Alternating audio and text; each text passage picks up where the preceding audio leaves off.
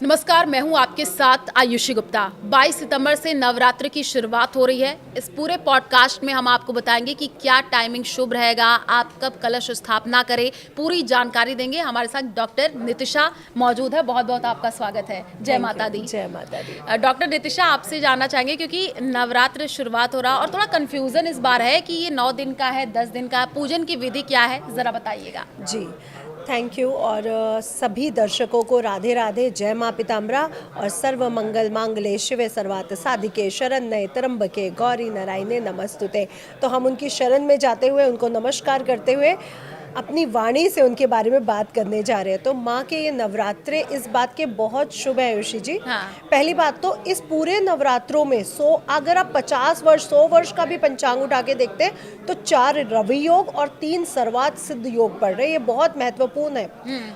और नवरात्र की शुरुआत में ही शनि और चंद्रमा का 180 डिग्री विष योग बन रहा है। उसके बाद गज केसरी योग भी बन रहा है, बुद्ध आदित्य राजयोग भी बन रहा है, और आपको बता दूं कि लक्ष्मी नारायण राजयोग भी बन रहा है।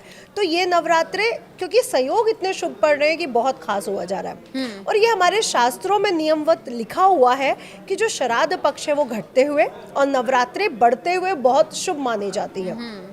तो ये दूसरा हमें पहलू मिला कि इस बार 10 नवरात्रे हो रहे हैं। हाँ। तो लोग थोड़े से परेशान भी होंगे कि एक व्रत बढ़ रहा है। हाँ जी, एक व्रत आप लोगों का बढ़ रहा है, लेकिन 10 नवरात्रे होने के कारण ये बहुत शुभता का प्रतीक है।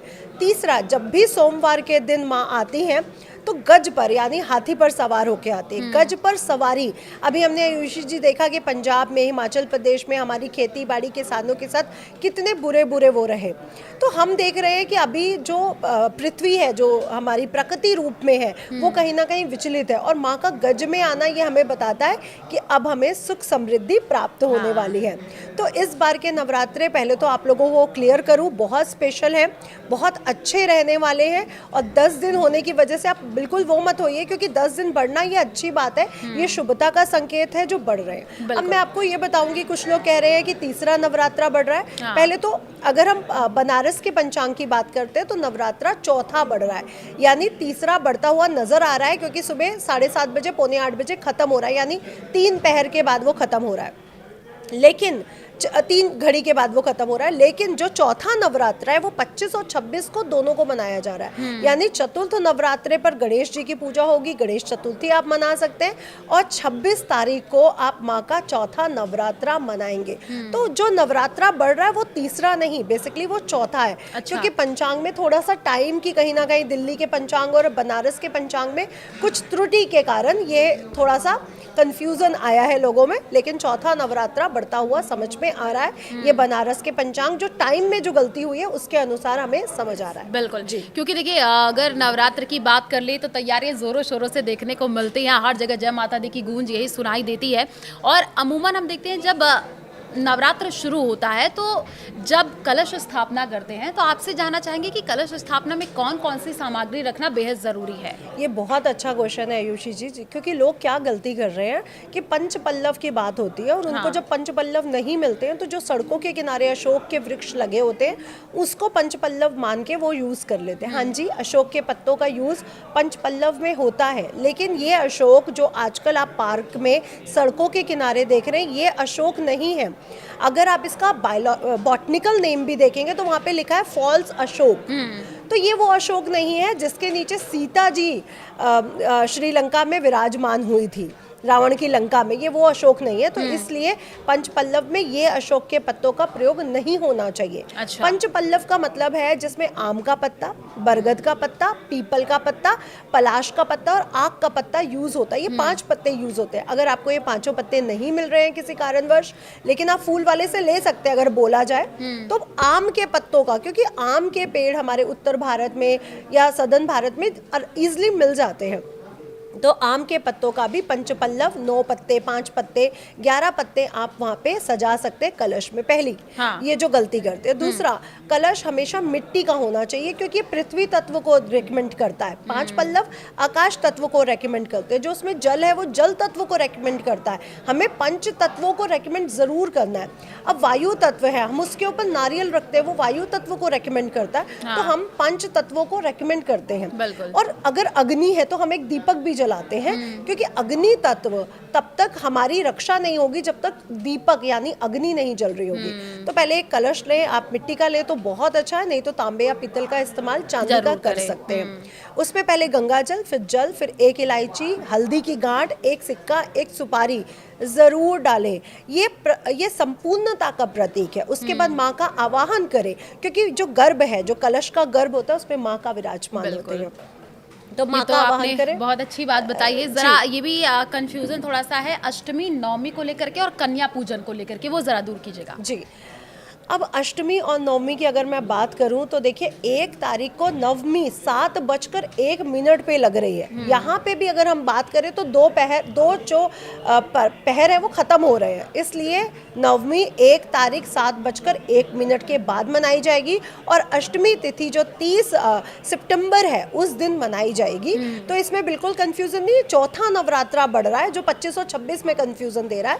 आपकी अष्टमी 30 सितंबर को और नवमी 1 अक्टूबर को ही मनाई जाएगी। 7:01 के बाद आप नवमी की जो कन्या पूजन है, जो या लोग अपने घर में हवन करते हैं, पूजा इत्यादि करते हैं, वो 7:01 के बाद आप लोग कर सकते हैं। जी बिल्कुल, क्योंकि नवरात्र के 9 दिन माता के 9 स्वरूपों की पूजा अर्चना की जाती है। डॉक्टर दीप्ति, जरा उसके बारे में भी बताइएगा। और इस बार माता हाथी सवार होकर के आ रही हैं। जी तो पहला रूप माँ ब्रह्मचारिणी का पहला रूप माँ शैलपुत्री देखिए अपने पिता के नाम से जानी जा रही है। ये माँ का वो सौम्य रूप है जो एक छोटी सी कन्या का रूप है। इतना सौम्य है कि आप माँ से कुछ भी मांगो तो माँ प्रसन्न हो जाती है। यहाँ पर माँ के हाथ में त्रिशूल और खड़क है और वो बैल पर यानी एक वृषभ पर सवार है। अब वृषभ थोड़ा जिद्दी होता है, ये संतुलित होता है, बैलेंस करने वाला का प्रतीक होता है। तो यहाँ पर बच्चे आप देखिए बैलेंस भी कर लेते हैं, कोई बात मान भी जाते हैं और किसी बात पे जिद भी कर लेते हैं। माँ को आज के दिन आपने देसी घी का भोग जरूर लगाना है, गाय के शुद्ध घी का। और साथ ही साथ पीले वस्त्र, माँ को पोशाक पहनानी है पीले रंग की, और आप भी पीले रंग के वस्त्र पहन सकते हैं। दूसरा रूप है माँ ब्रह्मचारिणी के रूप से ही पता चल रहा है तपोबल, संयम, आत्मविश्वास। तो माँ, अगर जो लोग बच्चों को शिक्षा में कोई अवरोध आ रहे हैं वो माँ ब्रह्मचारिणी की पूजा जरूर करें। उनको सफेद रंग की पोशाक पहनाना बिल्कुल ना भूलें।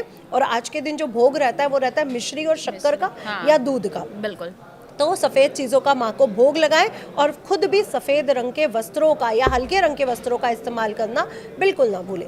तीसरा जो रूप है माँ का चंद्रघंटा रूप। यहाँ पे माँ की 10 भुजाएं हैं और माँ सिंह पर सवार है। यहाँ ब्रह्मचारिणी तक माँ की 2 भुजाएं दिख रही हैं, यहाँ पे सीधा 10। यानी माँ अपने स्किल्स को, अपने सारे जो उनकी ऊर्जाएं हैं, चाहे वो युद्ध कौशल है, चाहे वो परिवार को चलाना है, सभी प्रकार के स्किल्स को लेके आगे बढ़ रही हैं। चंद्रघंटा रूप में उनके मस्तक पर एक चंद्रनुमा घंटी विराजमान है जो उनके सभी तरह की क्रिएटिविटी, सभी तरह के स्किल्स को दर्शाती है। तो जो लोगों को जॉब में परेशानी आ रही है, अपने स्किल्स के अनुसार जॉब नहीं लग रही है, वो माँ चंद्रघंटा की पूजा कर सकते हैं।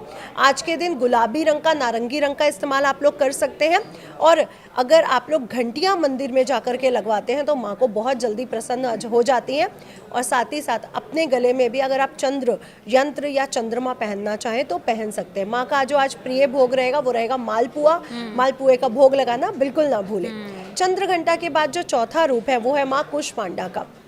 यहाँ माँ सिंह पर सवार है और गर्भवती महिला में दिख रही हैं। अच्छा। तो इसी दिन माँ ने सारे ब्रह्मांड की रचना की थी, इसीलिए उसे कुष्मांडा कहा गया है। कुष्मांडा माँ लाल कपड़ों में है, तो आप भी नारंगी या लाल रंग के कपड़ों का इस्तेमाल कर सकते हैं। जिनको गर्भ धारण स्त्रियों में जिनको दिक्कत आ रही है, FIV करवाना पड़ता है, वो माँ की पूजा करके माँ को प्रसन्न कर सकते हैं और एक संतान की सुख को प्राप्त कर सकती हैं। आज के दिन माँ को केले का भोग लगाना बिल्कुल ना भूलें। माँ को केले का भोग लगाएं और हल्के पीले रंग के वस्त्र पहन सकते हैं। अब है माँ स्कंद माता, 5वां रूप। माँ स्कंद माता के रूप में हाथ में कार्तिकेय जी हैं और वो अभय मुद्रा में है। तो माँ का ये ममतामयी रूप है और ये इतना प्यारा है कि आप जो भी मांगो वो आपको मिल जाता है। माँ को केले और कद्दू का भोग आप लोग लगा सकते हैं और साथ ही साथ आज के दिन भी पीले रंग का वस्त्र का अगर इस्तेमाल करते हैं तो बहुत अच्छा रहता है।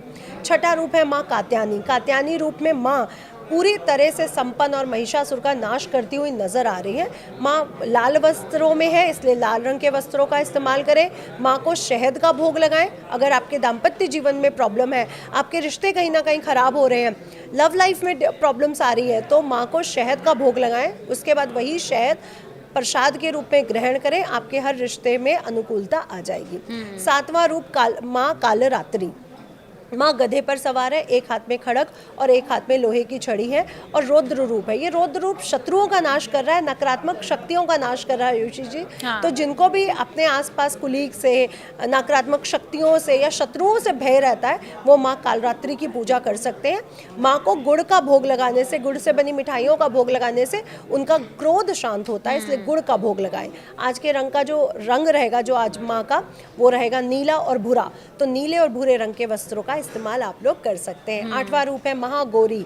महागौरी पूरे परिवार के साथ शिव, गणेश, कार्तिकेय जी के साथ विराजमान है और बहुत शांत और सौम्य रूप है, आशीर्वाद मुद्रा में रूप है ये। तो माँ गौरी की जो लोग पूजा करते हैं उनके घर में सुख समृद्धि बढ़ती है, परिवार का सुख बढ़ता है। आज के दिन माँ को लाल रंग के वस्त्र चढ़ाना बिल्कुल ना भूलें। नारियल से बनी मिठाई या नारियल से बनी खीर जरूर खिलाएं। जो लोग आज कन्या पूजन करते हैं आयुषी जी, वो पूड़ी, छोले, हलवा बना सकते हैं उनके लिए। लेकिन मैं एक बात यहाँ पे आपसे जोड़ना चाहूंगी कि देखिए, महागौरी आठवां रूप है।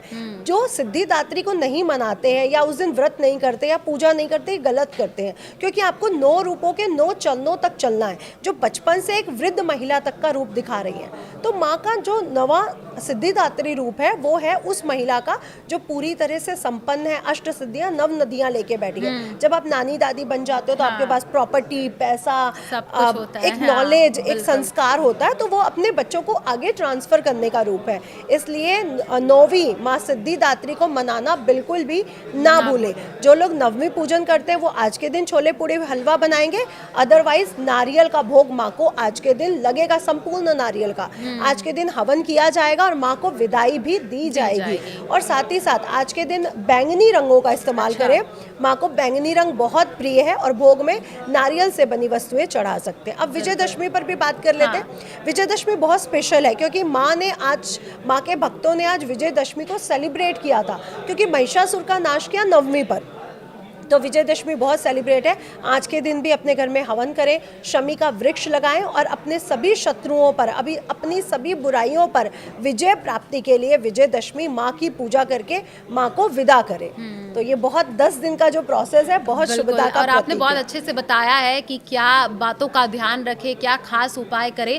अगर इस तरीके से करते हैं तो जाहिर सी बात है, माँ के 9 स्वरूपों की कहते हैं पूजा अगर आप श्रद्धा से करें, मन से करें, तो कृपा बरसेगी। शुक्रिया डॉक्टर नितिशा, हमारे साथ जुड़ने के लिए बहुत बहुत धन्यवाद।